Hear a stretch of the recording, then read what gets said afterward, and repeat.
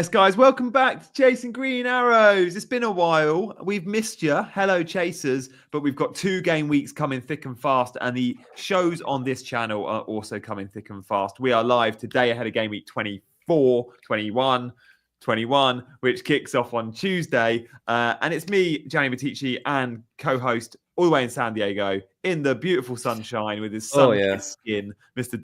Dean Jones. Dean, how are you, mate? Hello, mate. Yeah, it really has been beautiful this weekend, mate. It's I did genuinely get a bit of a tan yesterday. It was so nice. Yeah. Not that you need it. No, yeah. Need to make sure I don't get skin damage at this rate. I probably need to start wearing Factor 50 every day. But no, I'm not going to complain about that. It's lovely. And do you know what, everyone? I think this is a week when we catch a lot of people out that aren't that. Yeah, the casuals. The casuals. I reckon loads of them either miss this deadline or react too late to it. I don't think enough people realise that the Premier League is coming tomorrow. I really don't. Yeah. Especially with the FA Cup and the EFL Cup last week. People just assume midweek fixtures. People have kind of zoned out and are kind of will just be waiting for the weekend. So this is a chance, I think, to get your get your rank up. So this is a time to really make some big decisions, and even if it costs you a -4 this week to really improve your team, I think it's a week when it's worth it because I think a lot of people are sleeping on it. I like that. Guys, we've got Maliki in the chat who's already sent a super chat. Who, by the way, Maliki asked me a question in my WhatsApp group this morning around a transfer. Maliki, let us know in the chat what that was because you said, let's ask Dean that question later. Ooh. So seeing as you've sent a super chat, we'll ask Dean that question straight away when we get it. Big Man Backer is in the house. Big Man, you're flying this season. Guys, stay tuned. We're about to talk assistant manager and we're about to talk double game weeks. But Big Man, how you doing, mate? Hi, Gianni. Hello, Dean. Hello, welcome to all the listeners and viewers. I'm doing well, actually. I've had a reasonably good game week. I enjoyed the break off. And now we've just got the double game week announcement. So seems like there's plenty of information to take in. And the thing is that this is not even the whole information that we're going to hear. Now that we've seen a few surprises in the EFL Cup, we're going to get plenty of other postponements, announcements, scheduling. In the next couple of game weeks. So yeah, I mean it feels like a very critical point in the season, especially the fact that they've sort of overpowered this assistant managership. It means that we need to play it smartly. I'm so here for it. I'm so excited for the assistant managership now because we can actually start to think about when we're going to use it. And today we had our first double game week announcement of the season. We knew it was coming. We weren't sure if that Merseyside derby, which we brought you here pretty much before any other YouTube channel that stormed exclusive weather reports. Pretty much an exclusive, wasn't it? That the game could be cancelled. We got all the clickbait comments, people telling us we were just doing it for the clicks. But oh no, it actually happened. We reported that a good, almost 24 hours before the game was due to kick off. But look, what it means is game week 24 is now a double for Liverpool and for Everton. Now, Everton will have a double game week in 24 when Moisey and the assistant managership is in play of Leicester at home, easy 6-point win, and Liverpool at home, which would come with a 10-point bonus if they beat them. So for Moisey, Leicester and Liverpool, 2 home games, followed by in 25 Palace away, who could be 5 places above them in the table, and Man United at home in 26, who also could be 5 places above them in the table. Now, why 5 places above them in the table matters is it activates a huge bonus when it comes to the assistant managership. Let's just summarize the points. We've got one of my tweets from a couple of days ago to show you in terms of how that works. Now, of course, Arne Slot is going to be very, very popular from 24, but at other points. But so should Moisey be. Now, if you've still got your triple captain, of course, Mo Salah triple captain is the obvious play. But for me, who's used and spunked their triple captain early, let's consider, shall we, those 10 bonus points per win on a Moisey beating Liverpool in his first Merseyside derby at Goodison, the last Merseyside derby at Goodison. Dean, am I bonkers for thinking about it, or could it actually happen? I'm not going for it. I mean, you go for it, mate. I want to see, with this chip, I've said this straight away and I'm sticking by it. I'm sitting back and watching other people experiment with it because I want to see how it actually comes out in the wash of how well this actually goes. But obviously, like, this is an early opportunity that seems reasonable to take. If you trust it, then fine. I wouldn't trust that at all. But but if you're trying to make up rank and it works, then you've catapulted yourself up points. But I mean, what's your biggest upside of it? Like, roughly, what would, if it went really well, how many points do you think you could get over people? 60. Yeah, so like a significant rise, and so it would do you great, mate, to pull this because like this is a big opportunity. This is like the, for the stick you've been getting from people and stuff like that. Like, you could do really well with this because plenty of people don't understand what this chip is, and plenty of people, I think, will ignore it for now, and just a lot of people will just waste this in the last 3 weeks. They'll be like, "What is this? I'll just use it now." Yeah. Whereas if you've got a strategy, then go for it, mate. I'm so tempted to explore it. Depends where Palace and Man United are in terms of above Everton. If there's 5 gap places between them, I'm tempted. Kieran, FPL Discomfort, and Malachi Fox, 2 of our long-term chasers, have both gifted 5 channel memberships. That is 10 channel memberships. Unbelievable. That is great. Unbelievable. We're going to give you guys something to see this week with loads of membership-only video content to thank these guys. But thank you, guys. Really appreciate that. Big man, what's your take? Because many have triple captainship available. Mo Salah will be away to Everton, but still, it's a great double game week. And who's the other one? Is it away at Bournemouth or something for Salah? Yeah, it's away to Bournemouth. I was actually hoping it lands in 25 so that we get Wolves at home instead of Bournemouth away. But that's still fine. I mean, I would still expect Salah to score, let's say, close to 12, 15 points. And if he does, then that should be fine. Jani, are you looking at playing the System Manager in 24, or is it just clickbait? Yeah, we'll come off the assistant manager chip points recap for now, guys, just because I'm conscious that it might be blurry on your screen, because for some reason it's blurry on mine. I'm genuinely tempted, mate, because I've got to play a different chip strategy to try and get some big gains. I've got to go different. And I've already used my triple captain chip. So I cannot play the template, which is triple captain game week 24, which the world and their dog will be doing if they've still got their triple captain chip available. So how do I combat that? I captain Salah in that game week like everyone else. And I use my triple captain and I use my assistant managership later in the season, or I consider assistant managership in 24. I'm not interested in using it on Arna's slot ever, because I don't want those 6-point wins. I want those 16-point wins with the bonus. So I'm going to be going for a rubbish team anyway. Everton in a double.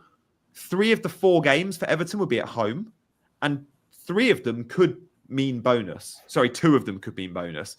Leicester won't. Liverpool will. And then either Palace or Man United, one of those 2 teams will probably be a bonus fixture up for grabs. And 3 of the 4 at Goodison. If we see new manager bounce from Moisey and they're doing well, genuinely tempted. This is the strongest chip. So absolutely, we've got to be using it around the double that we think makes most sense. Now, many will be waiting later in the season and go 36, 37, 38. But maybe I can play those weeks a bit different. Yeah, I personally don't think that I'll be using it in 24. But, one of the things that can work in your favor, Jani, is the fact that a lot of people might not play it because there's this risk because there's this risk that we won't exactly know the results of the EFL Cup. But for example, if Spurs win in the cup and they progress in the second round, in the next round, then there is a possibility that Spurs and Fulham could double in 25. And if you actually play it in 24 and there's another double in 25, then all of a sudden you're looking at quite a big point swing. Exactly. You're looking at quite a huge point swing. But not a lot of people will do that because we won't know the Spurs result before the game week 24 deadline. We know it after, don't we? We know it before 25. Exactly. That's the risk. And that's why a lot of people won't be doing it, because they'd expect Liverpool to progress. And, even if Spurs progress, there's still a minor chance of it happening. But if it lands, then you can make some big gains. And I think that's where the opportunity lies for you if the 25 double lands. I'm well up for using a transfer, by the way, on the assistant managerships. Like Dean, we use transfers every game week anyway. Forgot about that. Using it on a manager, if from double to double, or even just Moisey for 24, and then you back someone else in 25, That's and true. even 26. I keep just forgetting. Those bonuses, it's worth it. I keep forgetting you can do that, and I think I think loads of people won't do that because I think it'll kind of just be like, oh, it must just be a thing I stick with. Yeah. So again, I think that's definitely something to be open-minded about. Whether you can trust, Everton by that point is a completely different matter. I mean, just because they've got a potentially better manager right now doesn't mean that they can suddenly score goals again. I mean, Calvert-Lewin's got 2 goals all season, and he's started 16 games, I think. Crazy return, considering he's actually managed to show his fitness. A friend of the show, DCL. We talk about him more than we talk about most players.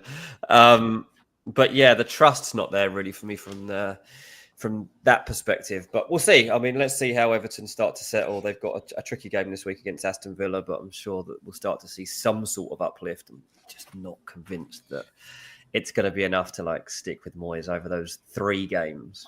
Moisey. What would be ideal is if we get, let's say, 2 doubles in the span of 3 game weeks. I know it's unlikely, but if it lands, when could that happen? It's very unlikely to happen. It's not likely to happen.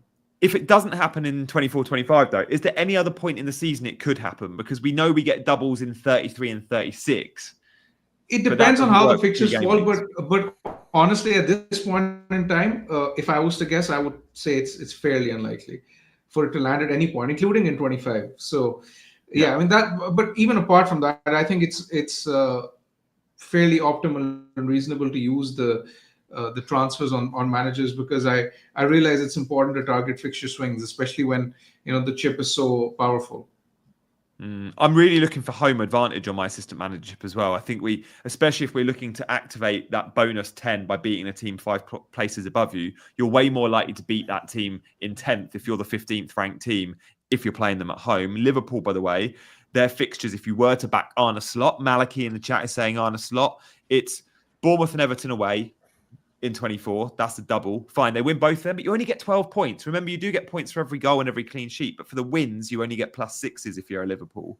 Then it's Wolves in 25. Again, you only get 6s. And then Man City in 26. Man City are an interesting team, by the way. If you were to look at someone like Pep and they continue to slide, but they're on a bit of a trajectory, you could go David Moyes in 24. And then in 25 and 26, they play Newcastle and Liverpool. Now, I'm sure there won't be 5 places between City and Newcastle, but if there was, and I'm sure there could be 5 places between City and Liverpool. They're both at home for Pep.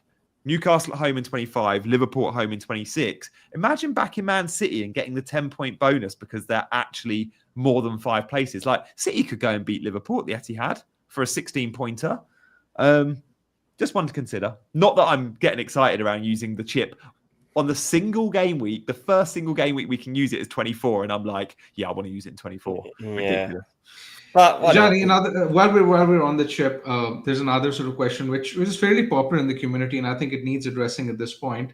Is that if someone has used the triple captain like you have, and if, let's say, someone's looking at potentially using the assistant manager in 24, a lot of people are not exactly sure about their strategy, and rightly so, because there's still some uncertainty. In that scenario, and let's say if you have double Liverpool, do you triple up on Liverpool, which might price you out and lock you out of slot? Or do you say, okay, let's wait and see and wait till 24 and then we make the decision? Yeah, I think you have to make your bed with, if you're going double, say 24, you've got to make your bed early and go, I'm either going to go Moisey or no one. You're either in it for slot or you're not. But you need to be able to commit to triple Liverpool because they're that good a team and there's loads of points to be won before and after those fixtures for going triple Liverpool. So sure, if slot's your thing and you're having a good season and you want to just get those 6-pointers, go for it. But for me, I'm just not interested in even looking at those top managers this season. I will be spending little money and going for the high risk, high reward managers with my chip. If I use it on Moisey or not, but it will be used on a lower half team for sure. Johnny, while we're discussing that, I think I'm on a similar strategy as to targeting these lower table teams for bonuses. But don't you think if you're targeting those kind of managers, a better time to use that chip is later on in the season when a lot of teams have little to play for? Some teams will potentially be on the beach, which happens every season, right? By game week 36, 37, there are a lot of teams which are rotating, not exactly interested. While there are certain teams, especially those at the bottom half of the table, they're fighting to survive relegation. So Yeah. don't you think this argument would be better served if you use the chip later on? I think there's a case of waiting and seeing. Yeah, and you get the double in 36 and then 37 and 38. The problem is every season we go beach teams. Dean and I think, did a video last season on just beach teams alone. It doesn't often work out. Sometimes those teams on the beach actually play with expression and confidence. Mate, that's not a thing anymore, I reckon. It's not. Yeah. We did a video on it last year, and I remember I looked like an idiot because those teams we said were on the beach all started to win loads of games. Yeah, absolutely. It didn't work. I mean, maybe we'll do a video. I'll do it from the beach this year. Maybe let's see if it goes down better. Yeah, it's not as much of a thing as it was. But I do still think that waiting until this I think we're going to get we're getting weird results anyway, week after week after week, and there has to be a spell in the season, surely, that is more predictable than anything we've seen so far. Yeah. And I don't know that coming out was 24th week 24 is like what the first week the January transfer window shuts. So like I don't think that's the week. I'm holding mine until March, April. Like that's when I'm gonna be ready to use that chip. Nothing is more obvious than Moisey. I think that we could and beating Liverpool in the last Merseyside derby at Goodison. It's written in the stars. Mate, no, they're not going to beat Liverpool. They're not, are they? It might be at Atalanta by then. It'll probably be at West Ham. Big man, I think we might even see a situation like we saw with Palace last season. If there's anything close to it, when they went on a tear at the end of the season, started winning games, I think we could use it on someone like a Graham Potter. Actually, it's 0.5 million, very cheap.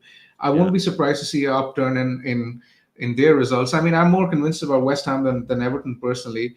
I don't think David Moyes will make a huge difference personally. I still sort of perceive Everton as a very relatively easy fixture for Liverpool, and with or without Dyche, I think they should be fine to beat Everton. Yeah, if you're looking at someone like Graham Potter, they play United in 36. There could be a 5+ gap there. They play Forest in 37. There will be a 5+ gap there, and then Ipswich in 38. Yeah, and West Ham were better. Like in that was the first time I've seen this season. West Ham, maybe the second time, West Ham have an actual identity. You could have watched that game and been like, "Oh, I see what he's trying to do here. I see where the players are playing." Lucas Paquetá was like probably the best game I've seen him have this season. Actually, more involved. Like gets in some better positions where he's going to actually score. Somerville plays well. Obviously, West Ham needs to go and sign a forward before they can like be trustworthy at all. But Potter will definitely give West Ham a sense of identity, which might be more trusted from what we're seeing at the moment. They still got Kudus as well for that little X factor. He's going to have a good end to the season so that he gets a move in the summer, which he wants. Yeah, I like that. There we go, guys. We'll just show you the assistant manager prices just for some lols, because this really is lols. Like, who cares? They may as well have all been the same price. This is the only bit about the chip I dislike. And if you think Arteta, Maresca, and Slot are the best for your team, then 0.5 or 1 million isn't going to stop you buying them. You pick the manager you think is going to get the most points, regardless of the price. If one was at 10 million and one was at 1 million, you got a decision to make. But at this pricing, don't even look at the price. It's dumb, isn't it? You'll find 1.5 just like you'll find 0.8 or 0.7. Like, it's ridiculous. Yeah, it is. You might as well. Apart from obviously the only other thing to look for is that five place jump in terms that's of all that matters. That's the only thing really that now matters. Otherwise, you just go for one of the top managers who's got the best chance of winning over those 3 games, and you can even bounce between them because there's not enough to stop you from doing it. I would argue that even the cheaper managers should be worth more because they're the ones that can get the bonus. Like, it's crazy. Yeah. You know, Potter shouldn't be less than Pep because he's the one that can get the bonus. Exactly. Like, honestly, I'd look at that and be like, well, Marco Silva, pick him for 3 games when Fulham have got like winnable fixtures against teams that are like not that far away from them, and they'll probably upset one of them. That'll probably get you as much points as anything else. By the way, if you do go Moisey in 24, I did look at teams you could transfer to without a double game week in 25, and Fulham are one of them. Fulham in 25 play Forest at home. There's definitely a win bonus there between them in the table, and I reckon Fulham at home to Forest in 25 could be worth it. In 26, they play Palace, who they won't be 5 places short of in the table, but again, it's at Craven Cottage. They could win that. Easy 6-pointer. Just experimenting with the 24 vibe. Yeah. Big man, what do you make of the prices? I mean, I haven't really paid much attention to be very honest, because again, when we sort of decided which manager to earmark, you're just going to get him irrespective. I think what's sort of important here is to sort of notice that, we're talking about, assistant manager and jumping from one manager to the other. And, in all of this, we're also going to have blanks, we're going to have doubles, and potentially we're now sitting at a stage where we're looking at navigating 29 without a chip, because game week 29, as things stand, Newcastle and Palace will be blanking, and Arsenal, Chelsea are likely to be playing in 29. I think if Newcastle and Palace are blanking, game week 29 will be relatively easier to navigate for a lot of people, and that would mean that they won't have to use a chip there. So we basically need to have a lot of free transfers in hand to be able to navigate the blanks, the doubles, and use the transfers on the assistant managers later on in the season. So this is what it tells me, that I think this is a very good time to stack up on transfers to prioritize long-term gains over short-term ones.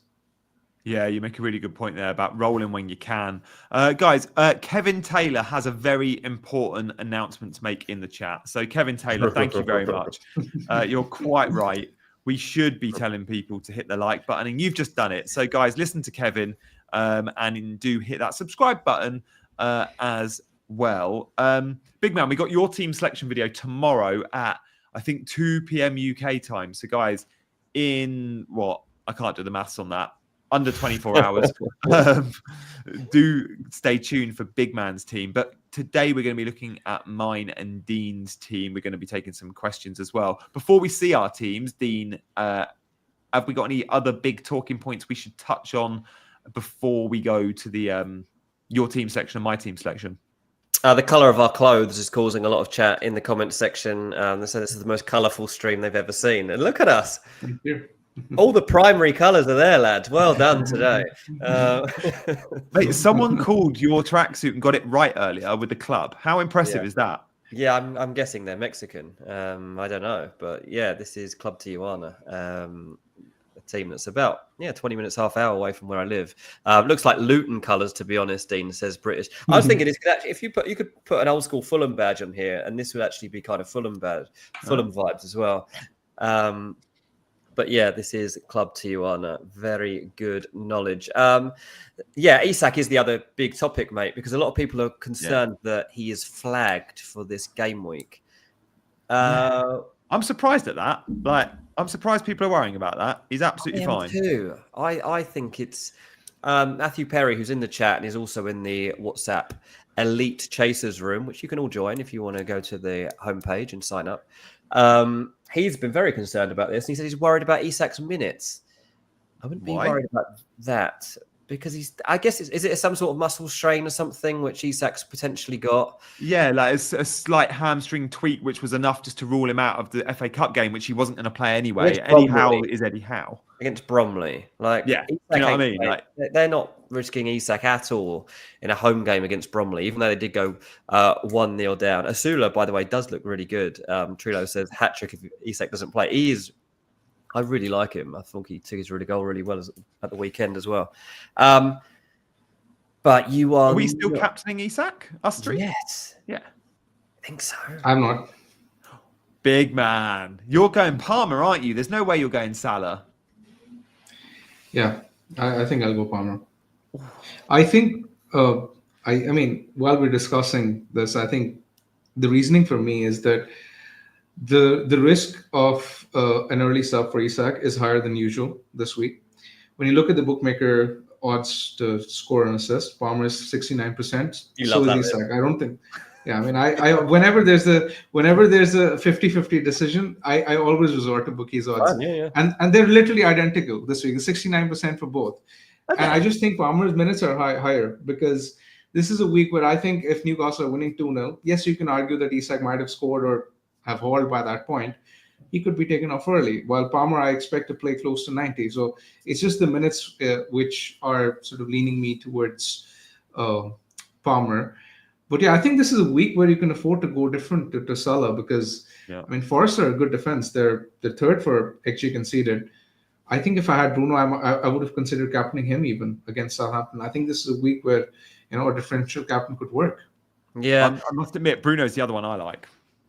Go on, Dean, sorry. Yeah, no, that's a fair point. Bournemouth are quite good. That's part of my problem with Palmer. And Chelsea aren't that good. Bournemouth are actually in better form than Chelsea right now. So I think that I'm not saying Chelsea don't win that game. They definitely can. But I think it's going to be tough. And I think Bournemouth are going to be difficult to break down. And will Cole Palmer get those spaces that he likes? Not sure. He's going to have to magic one up again. I just think that if Isak starts, he's playing against Wolves. They're one of the worst teams in the league. So I've just that's my logic behind this. Like, he is playing of those three candidates of Palmer, Salah, and Isak. Isak's got the easiest fixture, and he's a striker, and he's playing Wolves at home. And I'm just going with that. I don't want to overthink this one. I was on Isak all week actually. I was on Isak all week actually before this niggle happened because so you are worried about you mentioned. I am worried about the niggle. That's the only thing that's putting me off. Assuming that this niggle thing didn't exist, I would 100% be on Isak. Yeah, I assumed you were on Isak because I think we had even discussed it that it would be an Isak week. I mean, Isak is playing for a team that have scored, I don't even know how many goals in the last 4 games, but I expect they're averaging 3 goals a game at the minute, Newcastle. Chelsea have scored 2 goals in 4 games. Admittedly, both those goals were Cole Palmer, but the XG numbers aren't there for Chelsea or for Palmer. The XG numbers are absolutely there for Newcastle and for Isak, and that's why I'm going Isak. I am surprised, though. The bookies' odds don't often get it wrong, and 69% on each, when one of them gets the extra point for a midfielder and one of them is now to play 90. I hear you there, big man. I'm still captain Isak. I'm going, the hamstring's fine. It's Eddie Howe being Eddie Howe. He wouldn't feature against Bromley, and he was probably fine for the weekend anyway. The Newcastle fixtures are Wednesday against Wolves, Saturday against Bournemouth, but then there's a week off. It's then the following Saturday, or a midweek with no games, I should say. So I don't worry about an early sub unless he feels a reoccurrence of a tweak, which I don't think he's actually probably got going into the game. But yeah, interesting one. What's this about, Josip? What's Josip's comment about? Interview after Arsenal. Oh, Isak. Done interview after Arsenal and seemed like he was 100% good to start against Wolves. Hard to know. Like he had an FA Cup game ahead of that. I mean, we don't know how he strained it. I mean, I'm just, unless I see something like particularly alarming from somebody that covers Newcastle between now and then, I think I will go with that one. In terms of Salah, I've been reading. In fact, it was on Reddit. I think the other day there was a little thread on there about how people believe that Salah will now slow down and that Slot might actually not get the same result. I mean, there's the same argument here for Maresca. So some people think that Maresca teams, I think it's proven, always don't do as well in the second half of the season. They do slow down. And there are a lot of people too talking about Salah slowing down. So what do we think about Salah generally as an asset? Do we think that it's possible that we end up jumping back off of Salah and onto Haaland in the coming weeks? Big man? I think there's a case to be made, especially in Gameweek 29. If Liverpool blank, which they're expected to, assuming they beat Spurs, then I think I will be making that double swap. The only thing that might sort of put me off is the value that I have in Salah, and if I'm wildcarding in Gameweek 30, I might want to protect that value. But as things stand, Liverpool and Newcastle, according to the probability makers, are expected to blank in 29, and in which case a move from, let's say, Salah and Isak to someone like a Haaland and a cheap midfielder just makes too much sense to be true. And I think a lot of people will be considering that because in Game Week 29, City are at home to Brighton, And that's a week where, Liverpool, Arsenal, etc. are not likely to be playing. So Haaland could be the best captain shout that week. So, Haaland is someone I'm considering, not necessarily because I expect Salah to slow down and Haaland to outscore him, but because the fixture scheduling is such that it warrants a transfer like this. But Haaland is definitely in my plans. Yeah, mine too. Yeah, mine free. If only I could go up from Nico Jackson to Erling Haaland easily. He'd be an easy move to make in my front line. Nico like twice the price or Jackson. Yeah, okay, I like that. So captaincy, guys, we should definitely do a poll on captaincy. We've got it up. I think it may have just finished, but yeah, you did vote, and it's Isak on 32%. A load are still going Salah on 24%. 1 in 4, 1 in 5 are looking at Cole Palmer at 22, and then the other, I guess that 19% is a lot of maybe those punting on a Haaland against Brentford. Although I don't love it. Yeah, if you've got Haaland, you probably they're Bruno captainers. I think they're Bruno captainers. Maybe. Or Bruno. How do we feel about Bruno, guys? And big man, how are we going into an informed Bruno versus Southampton at home and not in your team? How is Bruno not in your team? Because you are Mr. Bruno, and this is the time to be on him, isn't it? I'll show you my team tomorrow. You can lend me some extra money in the bank for me to make that move, but I don't exactly have the luxury to make that transfer. It's still something I'm considering. I don't think I'll do it, but I haven't exactly written it off. But the fact is that United's recent resurgence, where they've done reasonably well against Liverpool and Arsenal, and now that Dalot's suspended, if Dalot's suspended, that potentially means that Ahmad is the wing back. One is Mazraoui, the other is Ahmad. Mount and Rashford are basically not going to feature. That primarily puts Bruno on the front three with little risk of getting subbed, because there's practically no one else he's going to get subbed for. And Southampton are basically a team which are on the ropes. I feel very, very nervous not owning Bruno, because I generally feel he's one of the best captains this week. Yeah, me too. I might actually bring him in for Odegaard, to be honest. I'm done with Odegaard. I can't have him in my team anymore. And the only fear I've really got about Man United is that they are better against better teams because the game is more open for them. Whereas when Southampton are going to Old Trafford this week and they're just going to shut up shop, they're just not going to allow them any space, and they're just going to try and get out there in the least embarrassing manner possible. And when you consider how Man United have fared against teams that are not considered to be one of the big teams, like Wolves or Bournemouth or anybody like that, they struggle because the space is limited and they don't have the players that can open up spaces for themselves, because they're not really brave enough to take people on at this moment because their confidence isn't high. And Fulham I think I talked about it before, Man United and Fulham have very similar problems in that they will both go and put up really good fights against the bigger teams, but then really struggle at home to break down teams that basically play with a low block.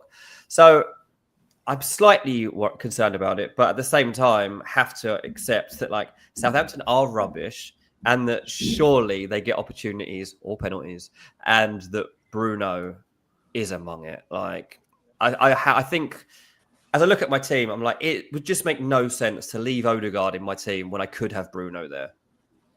Yeah, I feel as if a lot of managers are in that position, like you, Dean. And I honestly think Odegaard is still an okay asset. I'd expect Arsenal to score at least a couple past Spurs, and it was sort of he missed the penalty, but it was sort of hard to score the next one. He's a good asset. It's just that Bruno's a better one. Yeah, long story short, he's fine, but it's I also think Odegaard's really missed Saka. I don't think Saka really missed Odegaard in the end, but I think Odegaard really misses Saka.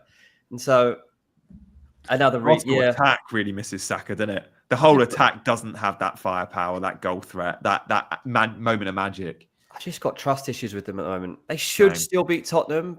I'll be surprised if they don't, but this isn't a free-flowing Arsenal team, anything but, really. They're scoring these goals from set pieces. They're not the team that was going and battering everywhere and emptying stadiums like they used to sing about.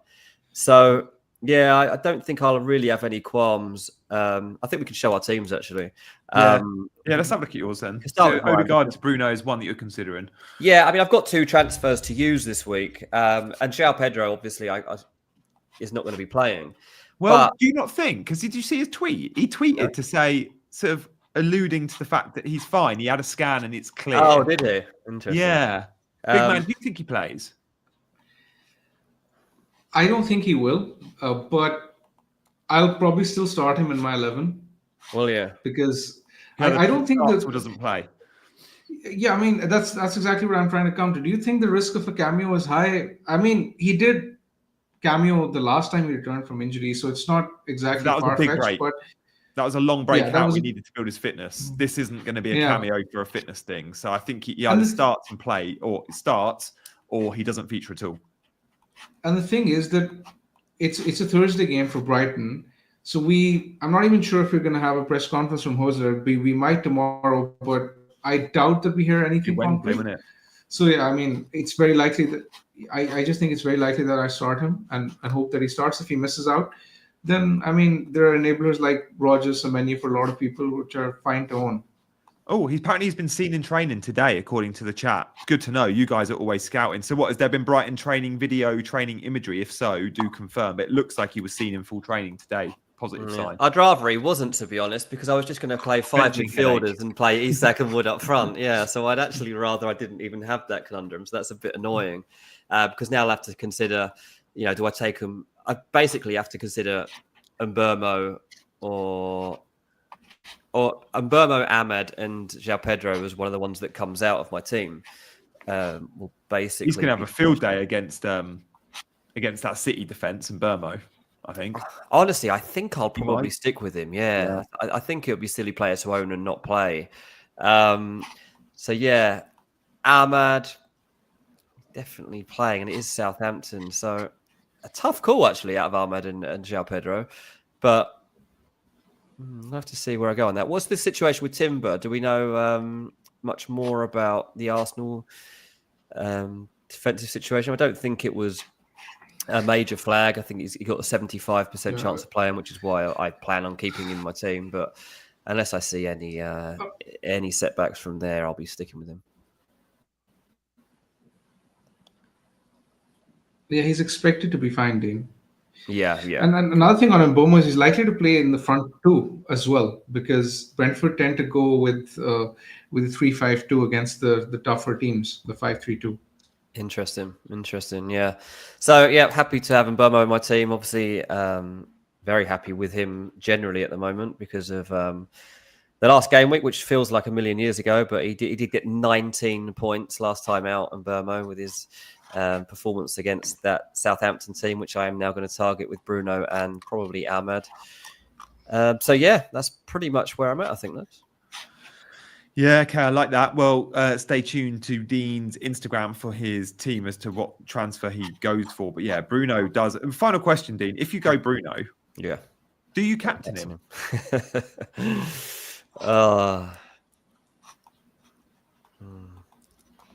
Probably not. It would be out of him and Isak still. Same. Yeah, we'll see. If there's any concern over Isak, then I mean, it'll certainly be Vice. But that is a tough. I haven't even got as far as thinking about that, but that is something to consider for sure. Yeah, there we go, guys. Let's see my team. Let us know any suggestions you've got for Dean in the chat.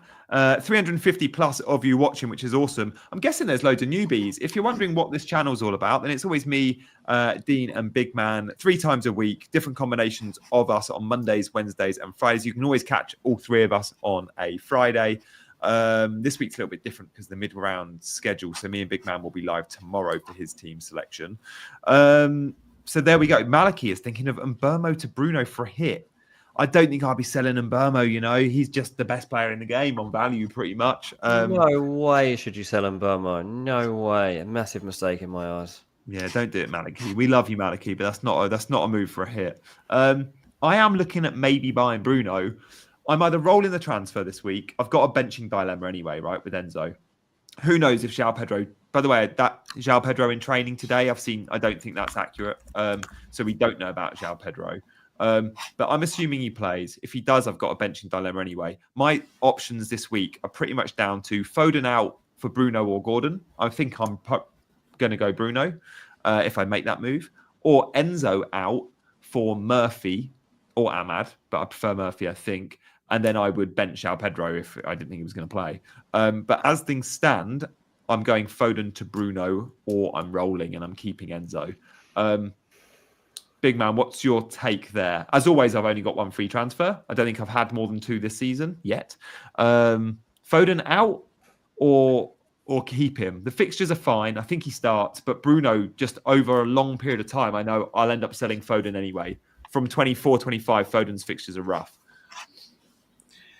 I think Foden to Bruno should be the easiest transfer you make all season, Johnny. I think your team is very well set.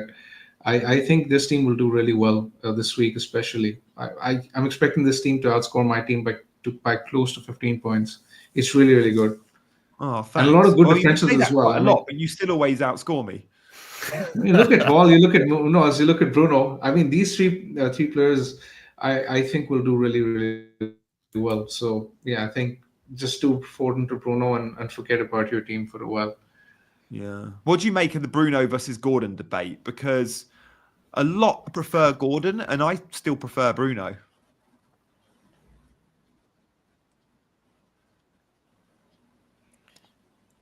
I would definitely prefer Bruno as well because of the fact that Newcastle could miss a fixture in 29, and you might end up selling Gordon soon. Bruno, I don't think will be a transfer out. Yeah, okay. Manaki says mind games from Big Man. Yeah, maybe. Bigging up my team. Same. I know it's legit though, because Big Man saying buy Bruno does make sense. Big Man was part of the reason why I bought Bruno 10 weeks ago or whatever, and it worked out. Dean, you like the move? You prefer Bruno to Gordon? To Foden? Yeah, definitely. Yeah, both of those players. Yeah, I mean, I think people would be joining the show now, like literally looking at like who are the must-sign players for this week, and I think that Bruno is the best asset when you look at form, fixtures, and replacements in your team. Like he's a gettable player because of his price point. That we've all basically got a midfielder around that area that we're probably looking to replace because there's obvious ones, and they could be Palmer, they could be Salah, they could be Mbeumo, they could be Rodgers, and they're all fine. But there's always this spare one at the moment because we haven't got Saka basically. Yeah, so it's the Saka spot that Odegaard figured out. They've got Odegaard or Foden or somebody in. If you've got Mbeumo or Gordon, you're happy and you're probably sitting there and you're fine. But if you've gone Odegaard or Foden, you're like, get rid. Yeah, and the most obvious thing to do is Bruno. Like Fernandes is the way to go with that one. Trillo says the problem is you don't gain with Isak. You need Gordon too to benefit from Newcastle. And obviously that could be true. Like if you get Gordon in as well and Newcastle bang against Wolves, then there's a high chance you're getting big points on the board from the back of that, especially as one of them will be taking penalties. So you'll end up appreciating, the upside of that. But what if Newcastle don't bang against Wolves and then suddenly you've got two players that haven't performed? I don't think it's really worth the risk. I think in a week when you haven't got any Man United players, Man United have got a really good fixture. They, for once, have got a feel-good factor about them. We're looking at Man United team right now that will be feeling really good about themselves, despite the fact that they haven't actually won any games. Like, they haven't won. They drew against Liverpool, and it was like they've won the FA Cup. They drew with Liverpool, and they beat Arsenal on pens, so they haven't actually beaten them, and so they haven't won a game since that 2-1 win over Man City, which was obviously pretty crazy at the time.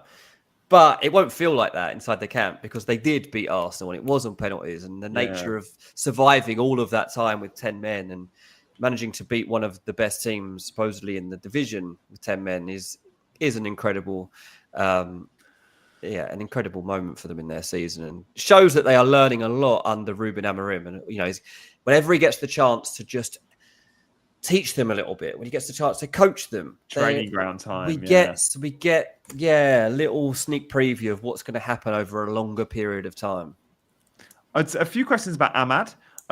Guys, I wouldn't say. Mark said Ahmad could play wing back. Ahmad's not played wing back for a month. Just FYI, he's brilliant at wing back, but Amorim's not using him there. He might have to now, though, with Dalot missing. Yeah, fair. Fair. So what do we do with Bruno versus Ahmad? Look, it depends what budget you're on. I think Bruno's better, but they're both good picks, and I think they both start.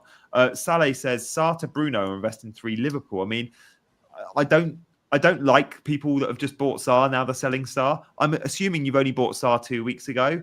Give him a few weeks. When you're spending 6 million on an asset, you can't expect returns every week. The underlying data is there to keep Sarr in your team, so I wouldn't make that move.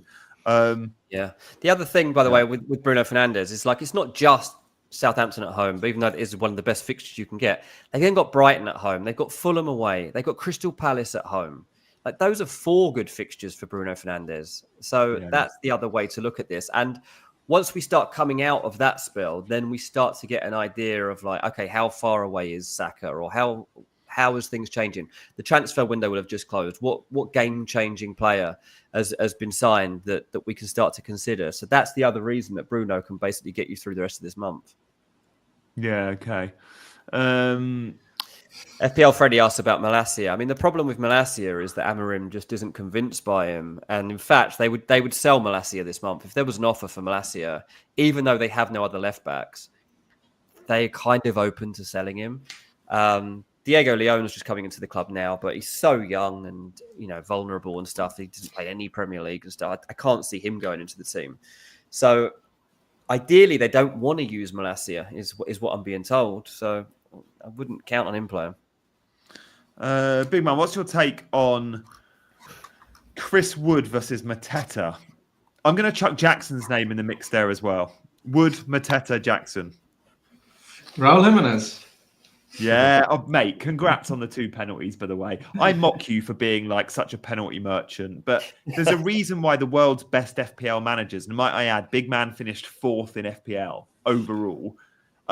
You won't meet a better FPL manager than Big Man, and he backs penalty takers for a reason. Raul Jimenez does very little in a game. He finishes on 14 points or whatever, it's 12 points. Yeah, he doesn't do a little in a game.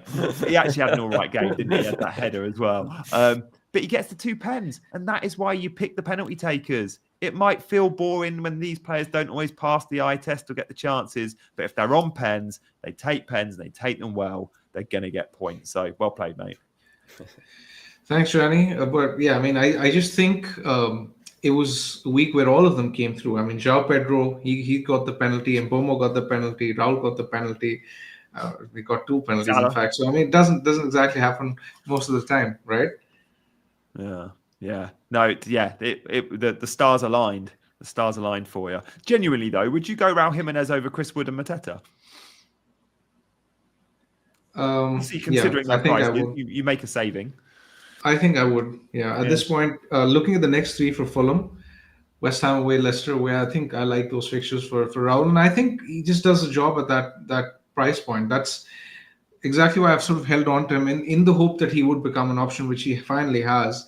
At this point, I don't see Fulham sort of signing another striker or having Muniz replace him in the 11, especially now that the fixture congestion is out of the way. I think with minutes secure for someone of his price, I think he should be a really good fit for a lot of teams. Yeah, okay. Guys, if you want to see how you're comparing with Big Man this season, Big Man is, of course, in the Chasing Green Arrows mini league, and you can join that mini league. It's VERS and then capital 7, VERS 7T. So do get joining the mini league. We like you in the mini league because every time you see it on your FPL website or your app, you go, oh, Chasing Green Arrows, yeah, I'll tune into the next show. So we just like to plant that seed. So get joining. That's the reason why FPL content creators push mini leagues, apparently. I think I only set my league up last season for the first time. But yeah, apparently it's a good marketing tool. Likes and subscribes, as always, guys, are very welcome as well. Yeah, absolutely.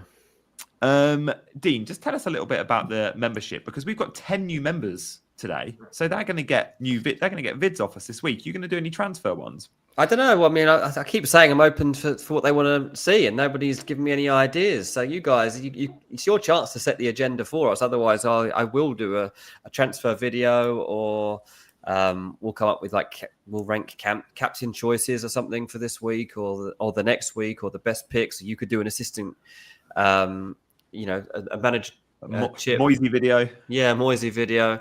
So we're completely open to what you guys want from the extra video content, and we'll do more and more of it if there's the demand for it. So yes, it's up to you guys. Make sure you go to the homepage and sign up if you're not already on it. There's 2 tiers. The top tier allows you to also come into our WhatsApp channel, which is always banging. The lads are very active in there. I noticed it coming back to life in the last couple of days too. So yeah, come and have a look at it. Mate, I've got a transfer question for you. Big man, you'll love this one. Ben Chilwell. Could he leave Chelsea? And if so, could he go to like a West Ham? Because Ben Chilwell is a brilliant FPL asset, especially under a manager like Graham Potter. Could we see? And I think he's like 4.7 million or something now. Could Chilwell move this window? He's definitely going to move this window. There's just not Italy or an abundance of choices for him at the moment. I assume it's to do with his wages as to why people are being put off. But Chelsea are adamant that he will be gone by the end of this transfer window. And you're right. Like if you made a Premier League move, like that would be great. There are teams, in this league looking at obviously left backs. Liverpool. And the knock on, like if you think Liverpool, Man United, Tottenham, all looking for left-sided defenders at the moment, it might not be that they signed Ben Chilwell, but even if they went and signed one of the other guys that they wanted, like a Kirkes or a Anthony Robinson or something like that, then it might be that one of those other teams then goes and gets Ben Chilwell. So I think Chilwell might be one that runs down towards the end of the window and ends up being kind of like a necessary signing for somebody who's just lost one of their key players. A loan deal more likely, or did Chelsea want the money? Do they? They'll sell it. It's 4.7 no one's really got any money. FPL, by the way. 4.7. Yeah, nobody's really got any money in this window is the problem, and everyone's trying to avoid spending it. So yeah, there's just not an abundance of cash. Like Man United is stuck. Like Man United, as it stands, they're not signing a top level left back because they haven't got the money to sign Kirkes. They haven't got the money to sign Nuno Mendes from PSG. They haven't got the money to sign Anthony Robinson because they're all 40 million upwards. And they don't have it.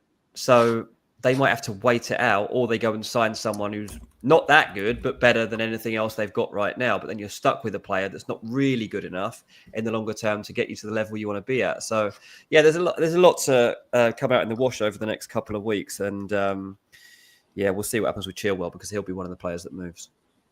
Nice. Nikolai says, except City, they're going mental. Yeah, well, they're doing what you would expect them to do. They're reacting to an emergency and they're refusing to settle that their season's going to be a waste of time. They will not accept that. And so if I was Arsenal, I'd be like in despair at what Man City are doing right now because they're going like not just fixing a position, but then getting the next one in for the year after that. They're going to end up this summer signing 3 centre-backs. They'll get at least 1 central midfielder, maybe 2. They're going to get Marmoush up front. Like that's a hell of a window if you start bringing in 6 signings. While Arsenal just need like 1 or 2. Man City just are not accepting that this season is done, and they're going to go and make sure that they've got all the depth that they need to fight back in the second half of the season. Like that very much. Big man, we're going to do your team tomorrow. But I'm just going to ask you now, and I'm going to ask you the same question tomorrow. What percentage chance are you on Palmer versus Isak captain? Are you 60-40, 70-30? I'm going to ask you the same question tomorrow at 2 p.m. when we record, but I want to know roughly where you're at. I think 80-20 Palmer. Ooh. I don't think I'll change. I'll change. 80-20 is strong. And guys, we can do a 2-minute poll. I want your thoughts here on Isak versus Bruno for captaincy. If, assuming you own both, would you captain Isak or Bruno? I think this might be a bit of a 50-50 one, but I'm keen to get your thoughts in the chat. So we'll ask the chasers that question. Who'd you captain? Yeah, Isak or Bruno. It's worth mentioning, Isak plays Wolves, who are a little bit better under the new manager. They lost 3-0 to Forest, but it's a pretty even game in terms of XG and shots. FA Cup win. Southampton won in the FA Cup, but got absolutely hammered by Brentford. Like the XG in that game, I think was the highest of the season. Brentford versus Southampton. Bruno and co really could have fun in that fixture. Who are you voting for in this one, big man? Isak versus Bruno. I think I'll lean towards Bruno. Yeah, I thought you were going to say that. I must admit, it's tempting me. Isak's in such good form, though. And the consistency is unreal, isn't it? I think he's scored. Consistency is unlike anything else we're seeing from anyone. Yeah. So, like, if he is fit, he bangs. Yeah. That's the thing. That's kind of the risk I've got to weigh up here. Like, yes, there is a possibility here that he has genuinely got a knock. And what if he gets reduced minutes? What if he doesn't even play? If he doesn't play, it's not the end of the world, because obviously you can vice captain Bruno. But if he does get 50, 60 minutes but doesn't score, but Bruno's getting 90 minutes against Southampton, then you'd want to be on the Bruno side of the conversation, right? So that's... Mark, I'm not having it. Mark says, I'm telling you, Bruno plays in a central 2 versus Saints. I can't see it, mate. Ugarte and Mainu have played so well together in the last couple of games. And also, who's going to play front 3 if Bruno's not in it? You're not going to play Garnacho and Dalot, and Ahmad, as the 2 behind. Well, Xerxes back in the picture. You're not going to play Xerxes as a 10. That experiment subbed after half an hour when he played against Hoyland. That was so wrong. Like, Bruno's not playing in the midfield 2 against Southampton. I cannot see it. Well, the problem he's got is we don't know what the fitness levels are of Kobbie Mainoo. They played 120 minutes, sure, but could Eriksen come in? Could Casemiro come in? I don't know. It's only Southampton. I personally don't ever want to see Bruno Fernandes again playing as a deep midfielder. Nor me. I really hope that we don't see that. Trilo said I've heard Bruno might play in the back why he's four. got to be in the front 3. That finish against Arsenal, shots will drop his way if he's in the front 3. Yeah, I think Amorim is, as much as possible, trying to play his strongest team at the moment and keep the best combinations. So he would only change that Kobbie Mainoo, Ugarte midfield if he was told by the medical staff, like, you've got to change this for this one because he's in the red zone. So I find it hard to believe.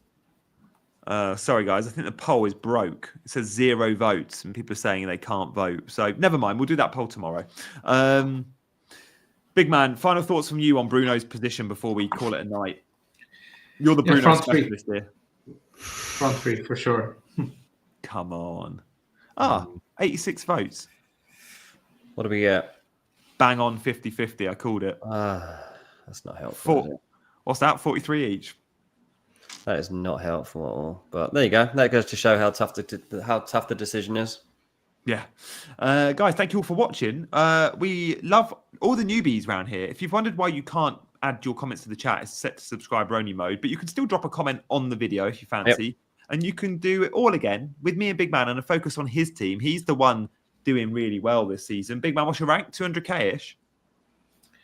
It's 170k. Look at that. Look at that. I'm contractually obliged to always speculate that it's higher than it actually is, so he can then respond with the lower number. Of course. Smart ass. Good stuff. Guys, we will see you again tomorrow. But for now, he's been Big Man. He's been Dean. I've been Janny. You lot have been the Awesome Chasers. And we'll see you tomorrow at 2. Bye-bye.